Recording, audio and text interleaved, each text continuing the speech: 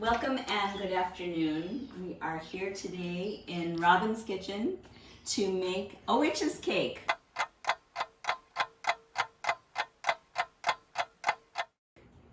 A witch's cake. What the heck is that, you might ask? Well, we do have a specialist here to tell us, somebody who's an expert on witch's cakes and why they got started.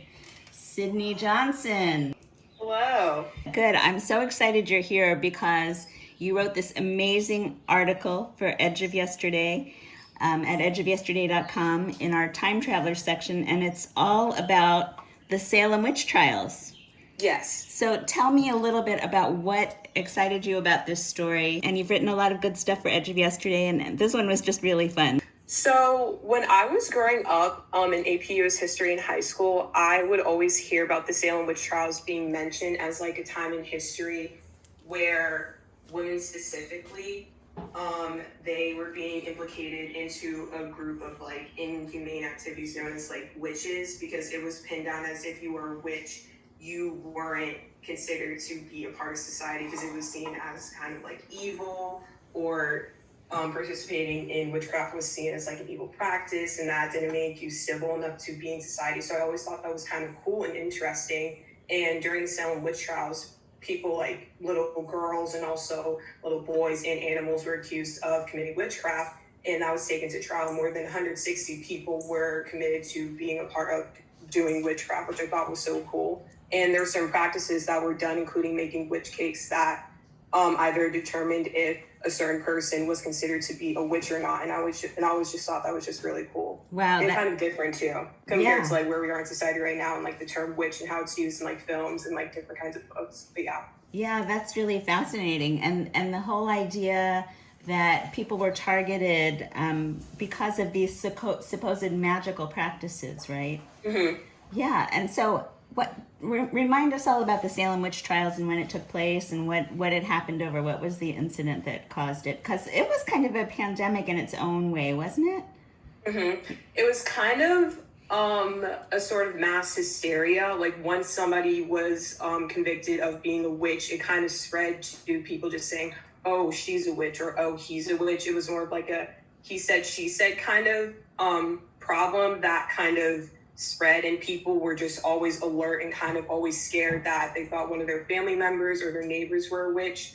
The two people that started it were two girls that I think they were 11 or 14. They committed, or they accused their house servant of being a witch, and when she went to trial and they found out that she committed certain crimes where she was using witchcraft, people in Salem Village kind of were always alert, or always like paid more attention to people that lived right next to them, or people that they knew, like, are they considered a witch, or are they practicing certain things that would consider them to be in a sort of like witchcraft kind of group. So it was more of like mass hysteria. Like if somebody else was committed, you kind of like had to be more alert, and if you felt like somebody was a witch, you would take them to trial, and it kind of was just like a domino effect sort of in history. Yeah.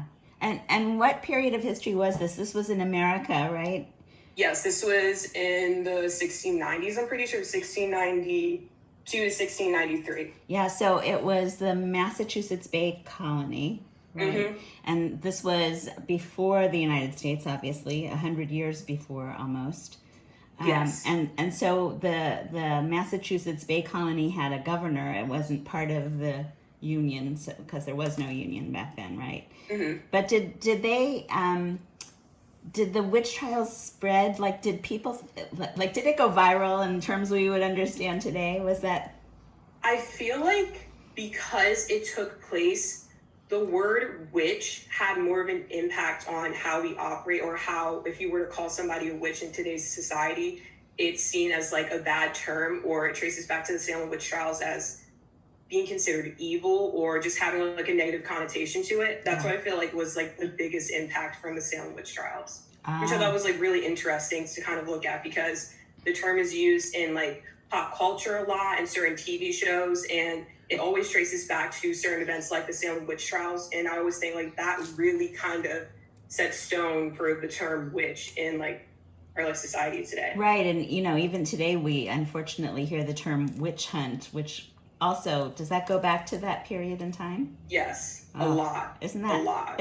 interesting? So 400 years later, that's still Yeah, something. it's still a term that's used. That's why I thought it was so cool. That's crazy. This is our first cooking show for Edge of Yesterday, and despite the idea that it's supposed to be really easy to do and like just all comes together like magic, because we are talking about magic here, it doesn't. We're getting organized and getting our all the pieces put together, but I think we're ready. The ingredient starts off with 3 eggs. We have the 3 eggs here. 3 eggs. Okay. Uh-huh. 1 15-ounce can of pumpkin or pumpkin seeds. We have here. 3/4 cup of vegetable oil. We have the vegetable oil here. 1/2 cup of water.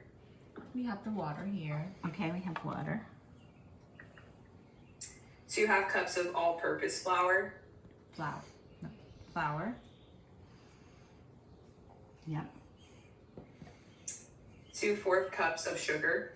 We have the sugar here. 1/2 teaspoon of baking soda. Here.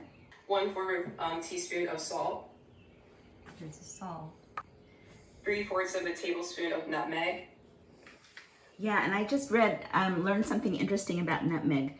Do you know this goes back even like 200 years before that time or more? Columbus sailed to India, right? We know it wasn't India, but it was not in search of gold. It was in search of nutmeg, which was worth more than gold. 3/4 of a teaspoon of cinnamon. We got the cinnamon. 1 cup of golden raisins. Yeah, All right. So we got And that. then finally 1 cup of chopped walnuts. Yeah, we got the walnuts too. And I think in Massachusetts woods they would have had walnut trees, so that might not Yeah, have they been. had a bunch of walnut trees. That would not have been hard to find. We have our good luck kitchen witch. Our kitchen witch is here for good luck to supervise the preparation of this witch's cake. So now we're gonna put all the ingredients together. I had another question from reading your article. So you said Tituba was probably of Caribbean origin. Mm-hmm. And this was Massachusetts was not a slave colony. Do you think was she African? Was she black? Would she have been black? I thought she was African, but from I guess it was the birth certificate or like the earliest trace, like kind of information I could show her race. It said Caribbean. So I always thought it was Caribbean, but at one point I thought it was African. So was Tituba actually making these witches' cakes for the girls that she was looking after who then ended up accusing her, or what? So I believe it was Abigail when she started acting kind of weird or started getting randomly sick. The father of the family thought she was the witch, so Tituba took it upon herself to make a witch cake in order to detect if she was a witch or not.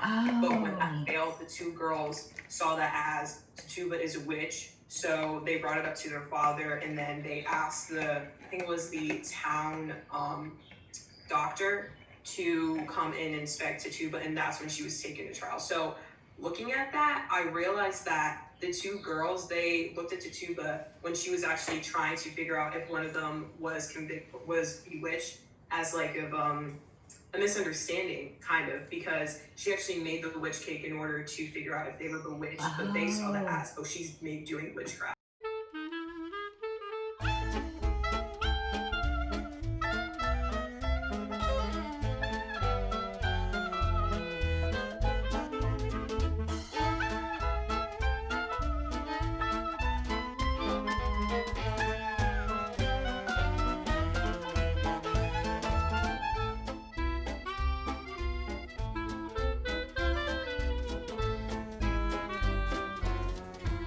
Here are our 2 beautiful witches' cakes. They're still a little hot, so I'm not going to take them out of the baking pans yet, but I'm sure they are going to be delicious. Bon appetit!